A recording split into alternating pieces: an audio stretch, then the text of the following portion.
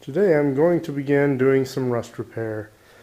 So to inspect the damage, you can see my rocker panel pretty much from the wheel well all the way over to the other wheel well is destroyed. So much so that this piece just isn't even attached to anything anymore.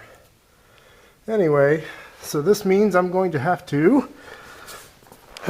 pretty much tear the interior of the car apart so that I can remove anything that can catch on fire, because I intend to weld fresh pieces of metal onto this to repair it. I just need to cut this off, I think, somewhere up here-ish.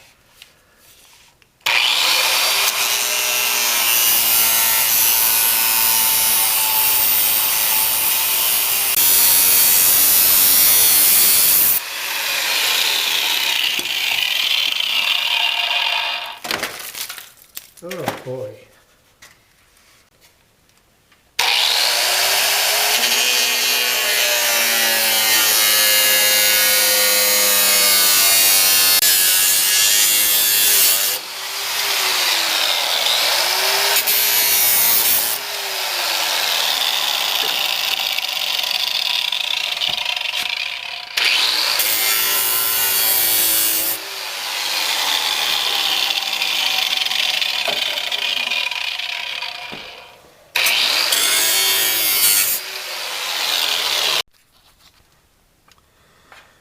Okay, while I was digging around, I noticed that the point where I jacked my car up from appears to have rotted away. So I'm going to have to rebuild this before I can put the skin over the outside. Okay, so I've removed some more rotten metal, and I found that this piece up here is still pretty strong, and I believe it bends over and goes into the crease that used to form in the center of the bottom there.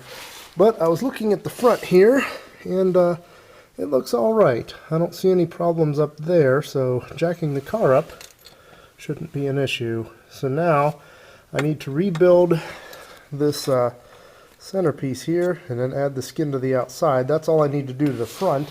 Then of course the rear needs to have the place where you jack up rebuilt. Okay, I've cut off some more rotten metal. It looks like it's fresh metal up in here, so that ought to do. But what I need a plate that'll extend from up here down to here where it meets the nice thick thing that you jack the car up from. So here's that lawnmower part, and it looks like I've got a plate of metal right there. And I'm not too sure, it might be a little bit too big, but it ought to do. Then all you got to do is add some little wings off to the sides of it, and it should be good. Okay, so we've made the first couple of welds, and I must say my welding skills are absolutely horrible. For all of you welders out there, I'm sure you will agree. Anyway, this may not be strong by any industrial standards, but I think it'll be able to jack up a car. Okay, I've got everything in place and I've got it cleaned up as best as it's going to be. Now it's time to see if we can actually weld. So here goes nothing.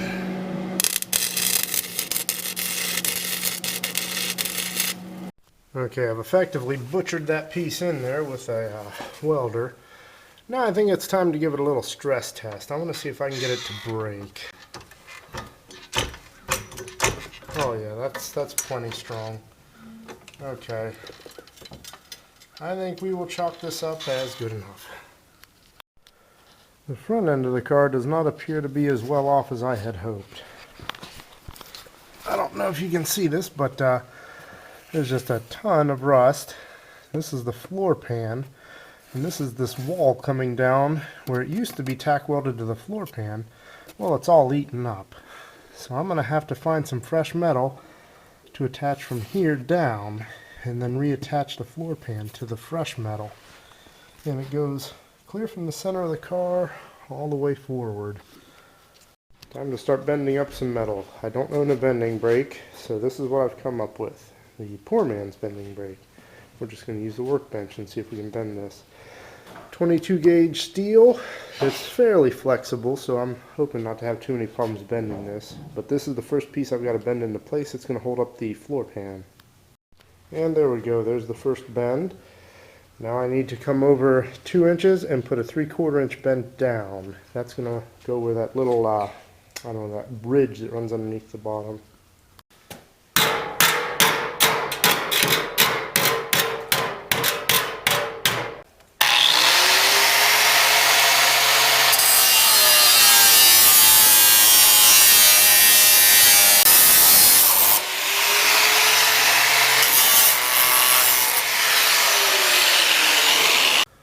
Okay, so I'm test fitting the first piece here, and it looks like it'll do pretty good.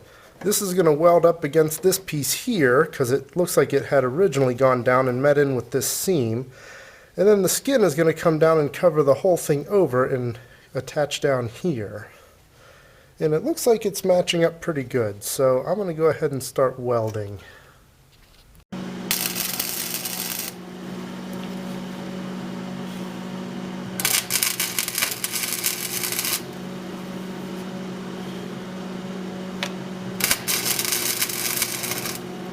Okay, so here's the piece once I have butcher welded it on there.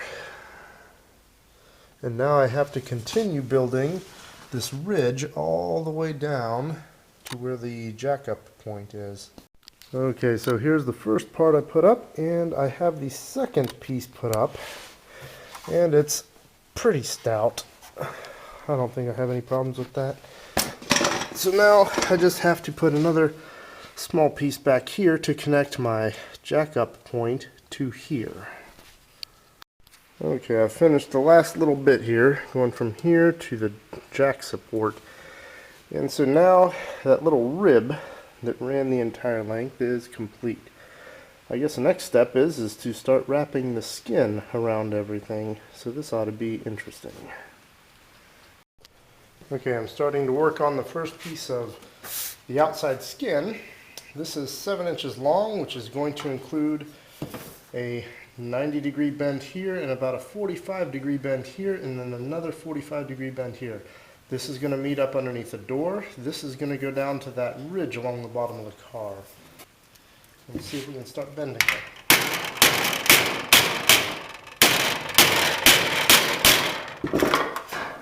Okay, it's a little bit shy of the mark. That's all right. Let's see now.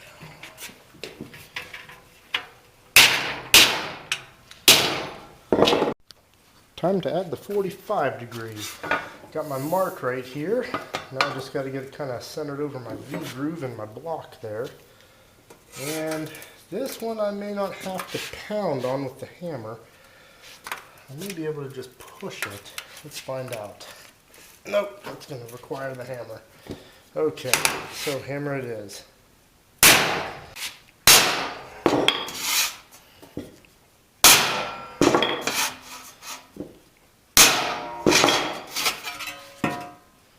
Okay, that's looking decent. I'm going to go test fit that on the car. Okay, time to put that little bend on the bottom here. I think it should also be about 45 degrees. Let's get my pounding device ready. Let's see, I need that to line up with the line. I need this to line up with the line. And let's do it.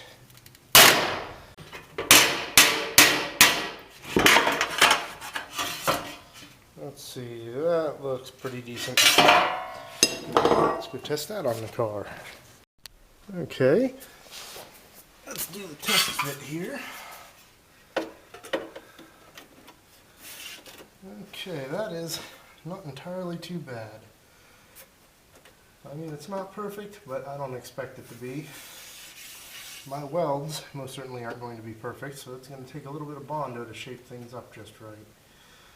But it's meeting up at the bottom, it's meeting up at the top, and it has roughly the right shape. So I think it's time to start welding.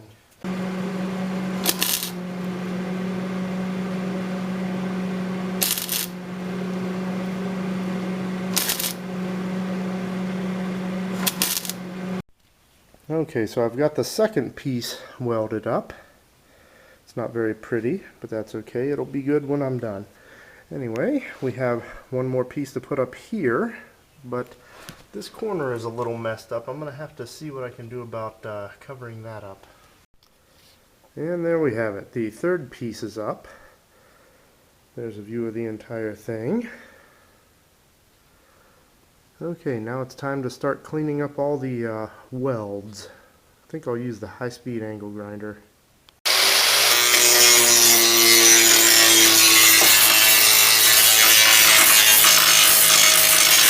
Okay, one more thing to weld up. My mud flap had fallen off many years ago because this hole here used to have this little tang, if I can grab it, this little tang to hold it on, but this of course broke off of the car. So I made an upgraded version of it, a little stronger, basically a half of a box. So maybe once I weld this in place it'll be a bit stronger and won't break off. Okay, here's that tang, well, whatever you want to call it, welded in place.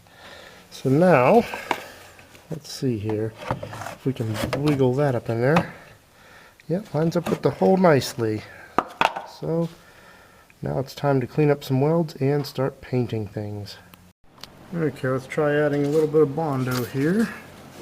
I've already mixed in the hardener.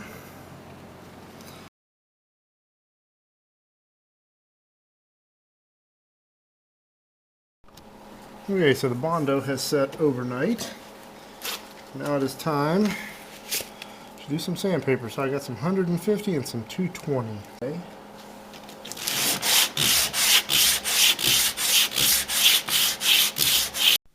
Okay, now it's time to begin the painting. I've already shaken my can up a bunch. Let's see if we can do this. This is just the sandable primer first. Let's see here. And I don't care how much overspray we get because everything should be clean. Okay, let's get this. Okay, well here we are 12 hours later. And I'm getting ready to put the second coat of primer on. Okay, it's time to put a little bit of color on the car. I'm just using this generic paint that you can get from any auto parts store. And it's not an exact match, but I'm hoping it'll be close enough. So, let me get in here and see what this looks like.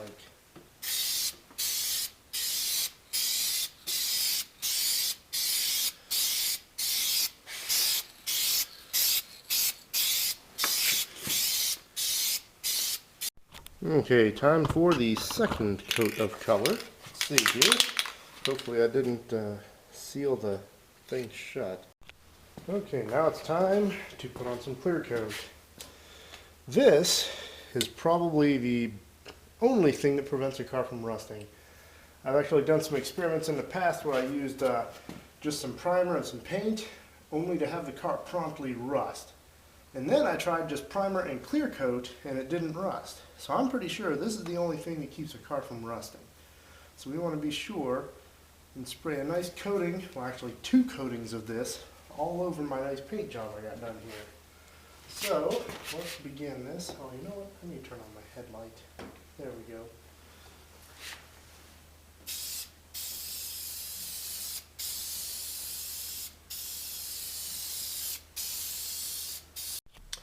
Okay, as you can see, I've already added some blue painter's tape because I plan to put some rubberized undercoating as my final step underneath, but I wanted to see the color on the side, so block that off with some tape.